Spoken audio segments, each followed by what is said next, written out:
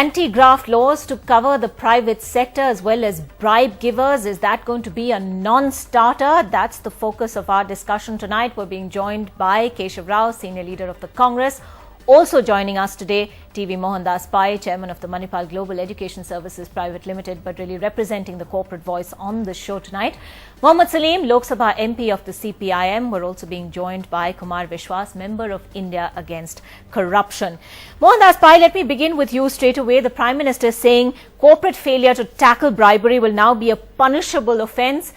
Do you believe that that is the main crux here? Are corporates the issue, the main crux of the problem? Does it really take, two hands to clap, of course, but corporates the crux?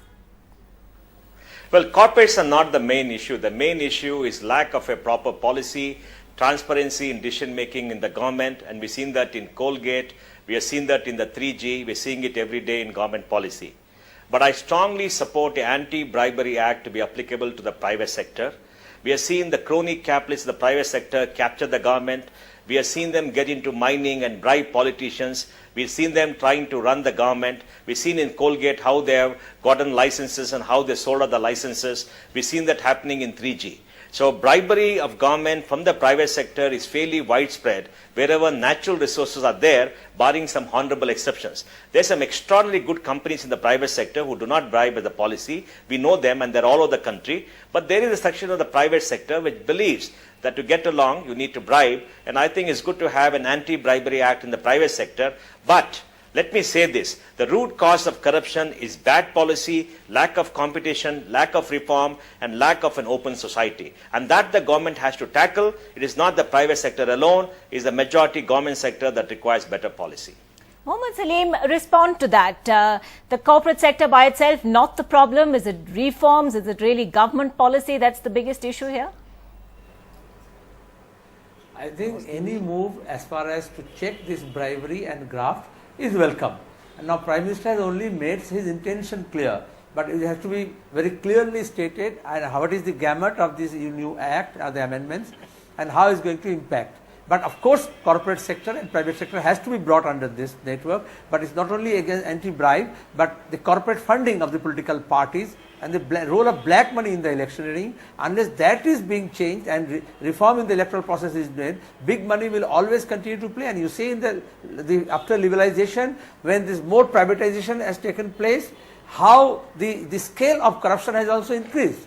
It's just not only going together, but it is interlinked. So super profit and arm twisting the government policies, at the same time getting access to the important government decisions in advance, and they are bribing it, they are influencing it. So I think the Prime Minister must come out clear, because the intention is being doubted, because the commitment of this UPA 2 as far as corruption is concerned and black money is concerned is very low. So utterance from the Prime Minister only is not going to help unless they take action against the black money, unless they bring back the money which is stashed outside, and unless they take on even the corporate sectors. Keshav Rao, comment on that. Words alone are not enough over here. We need to see some sort of action, some sort of commitment from the government, and the government's track record on tackling corruption is something that is being slammed as we speak across the spectrum. Do you think we need now more clarity on this, or is this, as the opposition, principally the BJP, is saying, just an attempt to deflect attention from the government's inability to tackle corruption? Look here, you have taken everything on into the plate now. The question is clear. I'm very happy. Everybody says it is a welcome measure. But what exactly is the measure? We have talked in a larger, a bigger perspective. We just said, let us get into the legal platform. Hitherto, we were only thinking, because we had these three laws, the anti-corruption, the IPC, or the money laundering, and lot sort of agencies. Now we have not really concentrated on the legal aspects in expansion. So the ambit of expanding this corruption is not new. We have been discussing this, articulating it for very long. As a matter of fact, drafts have been sent to states and they are on board today. They have all agreed. But today, when as our friend has been talking about the crony capitalism and also the Colgate, the need arose that we should really tackle them quick. And the new expanding economy, and the new treatment, the globalization, the international trade, the large commercial entities and transactions call for a newer look, a newer modus operandi wherein you tackle them. Now first, as a first step, let us not think that he has talked about it. As a matter of fact, the Prime Minister did talk on 7-8 aspects of his view, of his spectrum. Now first of all, let us think, getting into it, why not bring the corporate sector, why not bring the supply side of corruption to the book? That all right, is, but the question even in the private sector, that's arising here, Mr. Keshav Rao, is, you know, when you make the bribe giver and the bribe taker equally culpable, aren't you making them, in a sense, partners in crime? And if you do that, isn't that just going to sort of really push corruption under the carpet even further? Absolutely not. Absolutely not. Today, all that is why I said, as my friend very rightly said, we must look to the policy formulations. That is the basics. That is the basis. Now, having done that, having formulated a policy, having administered a policy, what we look into is the law.